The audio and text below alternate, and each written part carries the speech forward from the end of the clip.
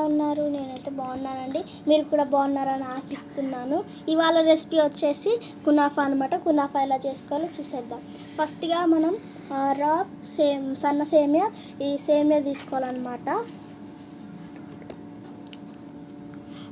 తరువాత ఒక బౌల్ తీసుకొని ఆ బౌల్లో మనం ఈ రోస్టెడ్ సేమియా తీసుకొని క్రష్ చేసుకోవాలన్నమాట. క్రష్ చేసుకున్న తర్వాత గీ యాడ్ చేసుకొని మళ్ళీ క్రష్ చేసుకోవాలి. దాని తర్వాత ఏం చేయాలో చెప్తాను. తరువాత ఒక కళాయి తీసుకొని కళాయిలో 1/2 లీటర్ పాలు తీసుకోవాలన్నమాట. పాలు తీసుకొని తర్వాత కార్న్ఫ్లోర్ 2 స్పూన్స్ తీసుకొని 3 స్పూన్స్ చక్కెర యాడ్ చేసుకొని తిప్పుకుంటూ ఉండాలి. ఒక పొంగు వచ్చాక మనము చీజ్ అనేది యాడ్ చేసుకొని అలాగే తిప్పుతూ ఉండాలి. ఇలా గట్టి కంటెస్టెంట్లో రావాలి. తర్వాత ప్యాన్ తీసుకొని ప్యాన్ మీద నెయ్యి అనేది తీసుకొని ఇలా చేసుకోవాలన్నమాట.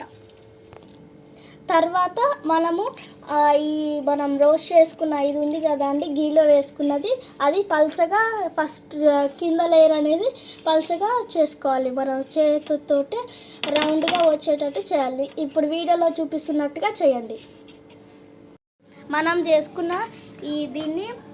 దీనిపైన మనం చేసుకున్న క్రీమ్ని యాడ్ చేసుకోవాలన్నమాట. ఈ వీడియోలో చూపిస్తున్నట్టుగా యాడ్ చేసుకోండి.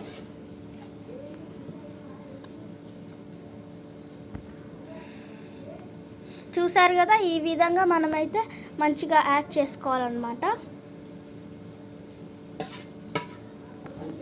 ఇలా మనం క్రీమ్ వేసుకున్న తర్వాత మళ్ళీ సేమియా వేసుకోవాలి.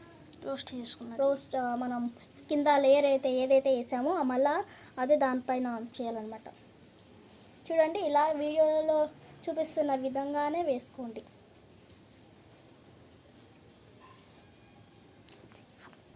ఇలా రౌండ్ చేసుకున్న దాన్ని మనం సిమ్లో పెట్టి హీట్ అవ్వనివ్వాలి. ఇలా హీట్ అయినాక మనం వేరే ప్లేట్ తీసుకొని దాన్ని టర్న్ అవుట్ చేసుకున్న తర్వాత కింద వైపు కూడా ఇలానే పైన ఎలా హీట్ చేస్తామో కింద కూడా అలానే హీట్ చేసుకోవాలి.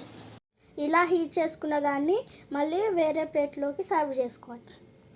మనం ఇలా మళ్ళీ సర్వ్ చేసుకున్న తర్వాత ప్లేట్లో దీనిపైన షుగర్ సిరప్ వేసుకుంటే చాలా బాగుంటుందండి.